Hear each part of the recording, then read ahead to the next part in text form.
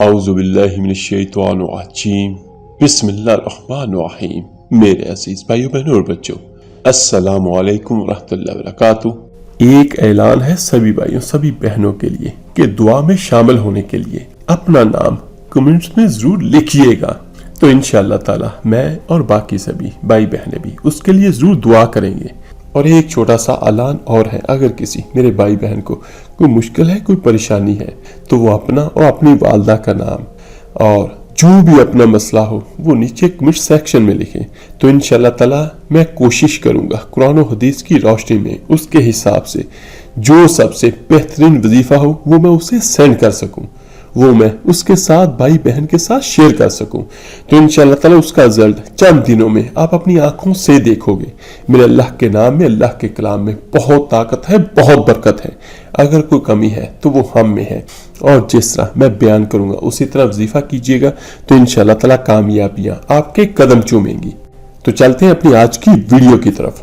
آج کی اس ویڈیو میں میں آپ کو تاریخ کے کچھ واقعات بیان کروں گا جسے تاریخ میں جنگ اموریہ کے نام سے لکھا اور پڑھا جاتا ہے۔ وہ جنگ کیا تھی جب ایک مسلمان حکمران نے ایک لڑکی کی خاطر پورا شہر تباہ کیا۔ ایک مسلمان باپردہ لڑکی اموریہ کے بازار میں خریداری کر رہی تھی کہ اتنے میں ایک عیسائی دکاندار نے اس کو بے پردہ کیا اور اس کے ساتھ غلط حرکتیں کرنے لگا۔ لڑکی نے منع کیا تو دکاندار نے ایک تھپڑ رسید کیا۔ لڑکی چلائی، معتصم باللہ میری مدد کر۔ سب دکاندار مذاق اڑانے لگے کہ میلوں دور معتصم کیسے اس کی مدد کو آئے گا۔ وہاں پر ایک مسلمان کھڑا یہ سب دیکھ اور سن رہا تھا۔ میرے عزیز بھائیوں، اصل میں یہ کہانی کس طرح شروع ہوتی ہے؟ یعقوب بن جعفر بن سلمان بیان کرتے ہیں کہ اموریہ کی جنگ میں وہ مشہور عباسی خلیفہ معتصم باللہ کے ساتھ تھے۔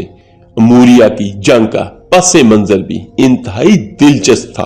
ایک پردے دار خاتون مسلمان اموریہ کے بازار میں کچھ اپنا خریداری کر رہی تھی، گھر کا سودا سلف لے رہی تھی کہ ایک عیسائی دکاندار نے اسے دیکھا اور دیکھ کر بے پردہ کرنے کی کوشش کی، اور اسی دوران میں عورت نے آگے سے مزاحمت کی۔ وہ مسلمان عورت نے تو مزاحمت کی شکل میں اس دکاندار نے عیسائی نے اسے ایک تھپڑ رسید کیا، تو وہ عورت بے بسی کے عالم میں پکاری، واہ معتصم، ہائے خلیفہ معتصم، میری مدد کرو۔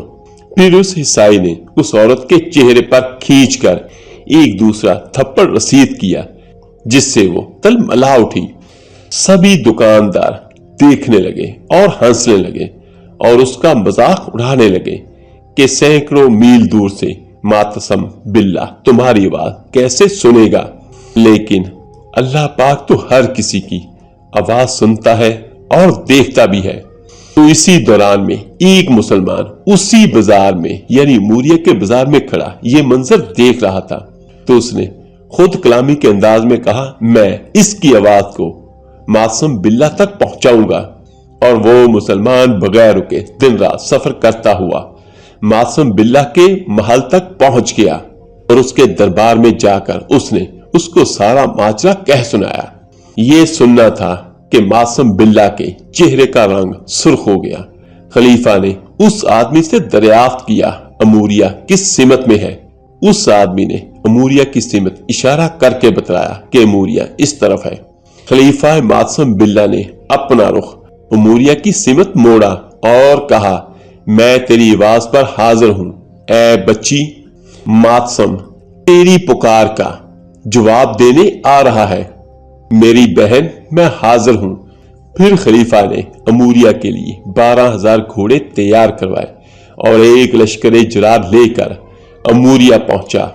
مسلمانوں کی آمد سے خوفزدہ ہو کر رومی قلعہ بند ہو کر بیٹھ گئے، تو آپ نے اس کا محاصرہ کر لیا۔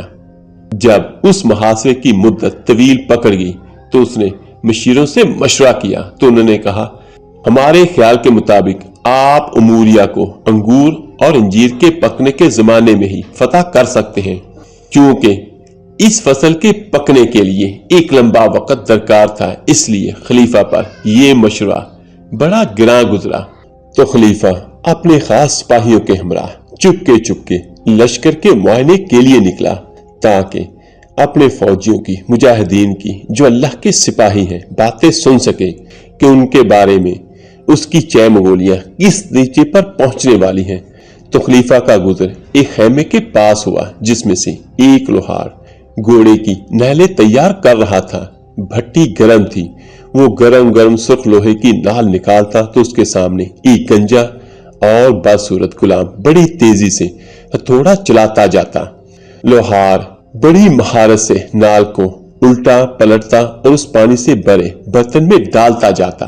अचानक गुलाम ने बड़े जोर से हथौड़ा मारा और कहने लगा, ये माता सम के सर पर। लोहार ने गुलाम से कहा, तुमने बड़ा बुरा कलमा कहा है, अपनी औकात में रहो, तुम्हें इस बात का कोई हक नहीं कि खलीफा के बारे में ऐसा कलमा कहो। तो गुलाम कहने लगा, आपकी बात बिल्कुल दुरुस्त, मगर हमारा खलीफा बिल्कुल अकल का कोरा हो गया है। उसके पास इतनी फौज है, तमाम तरकुवत और ताकत होने के बावजूद हमले में तखीर करना किसी सूरत मुनासिब नहीं। अल्लाह की कसम, अगर खलीफा मुझे ये जिम्मेदारी सौंप देता तो मैं कल का दिन अमूरिया शहर में गुजारता। लोहार और उसके गुलाम का ये कलाम सुनकर खलीफा मासम बिल्ला को बड़ा ताज्जुब हुआ। फिर उसने चंद सिपाहियों को उस खैमे पर नजर रखने का हुक्म दिया और अपने खैमे की तरफ वापस हो गया। सुबह हुई तो उसने उन सिपाहियों को, उन हथौड़े मारने वाले गुलाम को खलीफा मासम बिल्ला की खिदमत में हाजिर करने का हुक्म दिया। जब वो खलीफा के पास पहुंचा तो खलीफा ने पूछा, रात को जो बातें मैंने सुनी है उन बातों की करने की तुम्हें जुर्रत कैसे हुई? तो गुलाम ने कहा, आपने जो कुछ सुना है वो सच है। अगर आप जंग में मुझे कमांडर बना दे तो मुझे उम्मीद है कि अल्लाह पाक उमूरिया को मेरे हाथों फतह करवा देगा। तो खलीफा कहने लगा, जाओ, मैंने फौज की कमान तुम्हें सौंप दी। चनाचा अल्लाह पाक ने उमूरिया को उस गुलाम के हाथों फतह करवा दिया। फिर मासम बिल्ला शहर के अंदर दाखिल हुआ। उसने फौरन उस आदमी को तलाश किया जो उस औरत के मुतल्लिक उसके दरबार तक शिकायत और पैगाम लेकर गया था, और उसने उससे फरमाया, जहां तूने उस औरत को देखा था वहां मुझे ले चलो। वो आदमी खलीफा को वहां ले गया और औरत को उसके घर से बुलाकर खलीफा की खिदमत में हाजिर किया। उस वक्त खलीफा ने उस औरत से कहा, बहन बताओ, मासम बिल्ला तुम्हारी मदद को पहुंचा या नहीं? तो उस औरत ने अस्बात में यानी हाँ में अपना सर हिला दिया, और अब तलाश उस हिस्साई की हुई जिसने उस बहन को, उस लड़की को थप्पड़ रसीद किया था। उसको पकड़कर लाया गया और मासम बिल्ला के सामने पेश किया गया। तो मासम बिल्ला ने उस लड़की से कहा कि आज वक्त है तुम मुझसे अपना बदला ले लो। मेरे अजीज भाइयों, याद रखिएगा, जो लोग हिम्मत करते हैं अल्लाह ताला की मदद और रहमत यकीनन उनके साथ होती है। अल्लाह पाक से दुआ है, अल्लाह पाक हम सबको दीन और इस्लाम पर चलने वाला बना दे। आमीन सुम आमीन। अस्सलामु अलैकुम।